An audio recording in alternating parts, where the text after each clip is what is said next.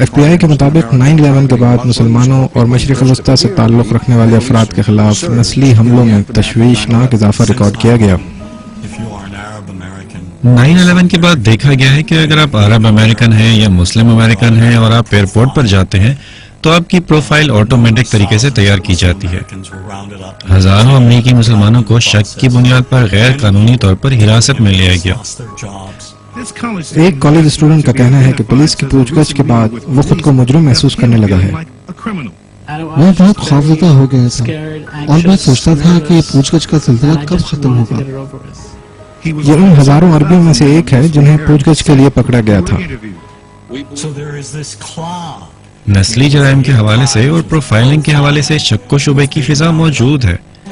اس سب کچھ کے باوجود میرے خیال میں فلم کی پاور واضح ہو جاتی ہے کہ حقیقت کی نشاندہی کے باوجود جھوٹی کہانیاں ختم نہیں ہوتی۔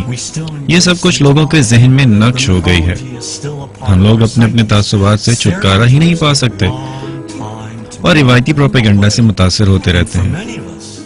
ہم لوگ تبدیل نہیں ہو سکتے کیونکہ ہم اس کے عادی ہو چکے ہیں۔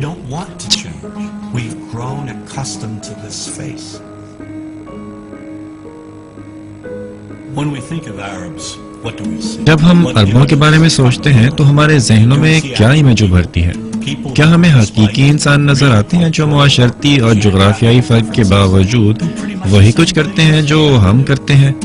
اور جب ہم عرب خواتین کے بارے میں تصور کرتے ہیں تو ہمارے ذہنوں میں کیا بات آتی ہے؟ کیا ہمیں ایسی خواتین نظر آتی ہیں جو ہنستی کھیلتی ہیں اور اپنے بچوں سے پیار کرتی ہیں؟ ایسی عورتیں جو کام کاج میں مصروف رہتی ہیں؟ یہ آپ کے لیے حیران کن بات ہوگی کہ عرب دنیا میں خواتین کی اکثریت کالجوں میں زیر تعلیم ہے۔ عرب مردوں کے بارے میں ہماری میڈیا امیج کیا ہے؟ کیا ہمیں محبت کرنے والے باپ نظر آتے ہیں؟ ایسے مرد جو اپنے خاندانوں کی کفالت کے لیے سرگرم ہیں؟ عرب نوجوانوں کے بارے میں ہماری کیا رائے ہے؟ کیا آپ ان نوجوانوں کو دنیا کے دیگر نوجوانوں جیسا خیال کرتے ہیں؟ اور پھر عرب ممالک میں مذہب کا سوال ہے۔ کیا ہم سمجھتے ہیں کہ ان ممالک میں مذہب ہر شعبہ جات پر غالب ہے؟ کیا آپ کو علم ہے کہ امریکہ کی طرح عرب دنیا میں بھی مذہب کا ایک اہم رول ہے؟ لیکن یہ بھی سچ ہے کہ عرب دنیا کے عوام کی اکثریت سیکولر ذہن رکھتی ہے۔ جب ہم عربوں اور مذہب کے بارے میں سوچتے ہیں تو کیا ہمارے ذہن میں عیسائیت کا خیال ابھرتا ہے؟ کیا ہمیں یاد ہے کہ عرب دنیا میں 20 ملین عیسائی آباد ہیں جو مسلمانوں کے ساتھ صدیوں سے بھائی چارے کی زندگی گزار رہے ہیں؟ کچھ فلم بنانے والوں نے عربوں اور امریکی عربوں کو انتہائی پیچیدہ انداز میں پیش کیا ہے۔ کسی بھی اسٹیریوٹائپ کو ہنسی مذاق کے ذریعے ختم کرنا سب سے بہتر اقدام سمجھا جاتا ہے۔ تاریخی طور پر بھی کامیڈین یہ کام کرتے رہے ہیں۔ ان میں بلیک کامیڈین اور یہودی کامیڈین موجود ہیں۔ اسی طرح ہم عرب کامیڈین سے بھی لطف اندوز ہوتے ہیں۔ وہ بھی ہنسی مذاق کے ذریعے تلخ ماحول کو نارمل بنا دیتے ہیں۔ کاؤنٹر کے پیچھے موجود شخص نے میرا کریڈٹ کارڈ اٹھایا اور میری طرف دیکھتے ہوئے اس نے کہا کہ دوست یہ کس طرح کا نام ہے؟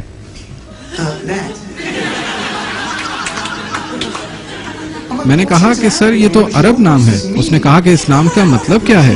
میں نے کہا اگر اس کا ترجمہ کیا جائے تو اس کا مطلب نکلتا ہے امن پسند عرب۔ وہ یہ سن کر خوش تو نہیں ہوا۔ اس نے مجھ سے کہا کہ تمہارا خاندان کون سے عرب ملک سے آیا ہے؟ اور میں نے اس سے کہا کہ میرا تعلق اس عرب ملک سے ہے جہاں الادین رہتا تھا۔ فلم فارنہائٹ 9/11 میں مائیکل مور نے DVD میں یہی سین شامل کیا ہے۔ میرا نام احمد ہے اور میں کہیں جہاز نہیں اڑا سکتا۔ جب بھی آپ کو کہیں سفر کرنا ہوتا ہے تو آپ فلائٹ سے 2 گھنٹے پہلے ایئرپورٹ پہنچ جاتے ہیں، لیکن مجھے 1.5 ماہ لگ جاتا ہے۔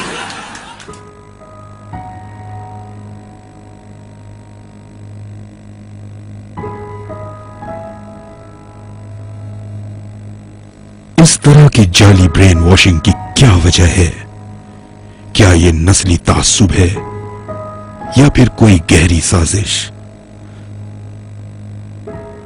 ظاہر ہے اس طرح کا پروپیگنڈا صرف عربوں کے خلاف ہی نہیں ہو رہا، بلکہ اس طرح کے الزامات کا دائرہ کار تمام مسلمانوں تک پھیلا دیا گیا ہے۔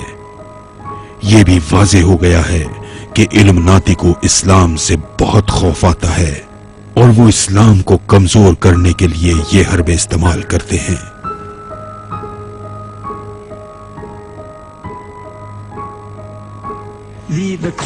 یہ کارپوریٹ ایلیٹ ایک چھوٹا سا گروپ ہے، یہ کوئی بڑا گروپ نہیں، لیکن ان کے پاس بہت طاقتور ایجنڈا ہے اور یہ لوگ اس ایجنڈے کے حصول کے لیے سرگرم ہیں۔ اس گروپ کو اسلام سے ممکنہ خطرے کا ادراک ہے۔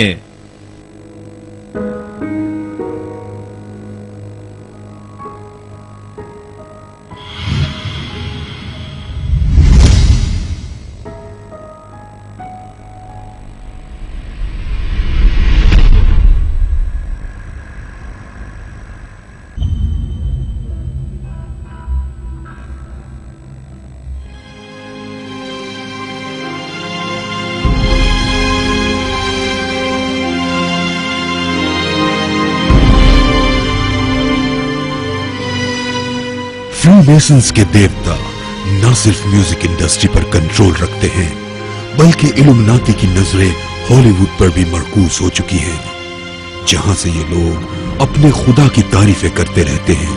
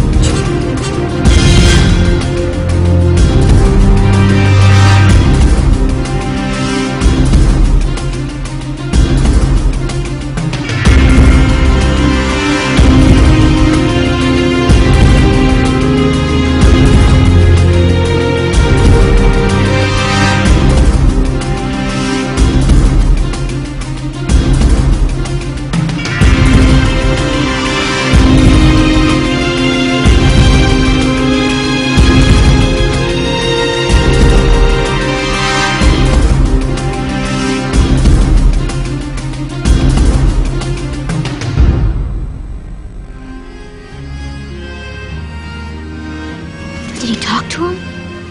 No, he never got the chance. The president wasn't there that night. But Charles Carroll had a secret. So he took into his confidence the one person he could. My grandfather's grandfather, Thomas Gates. What was the secret? A treasure. A treasure beyond all imagining.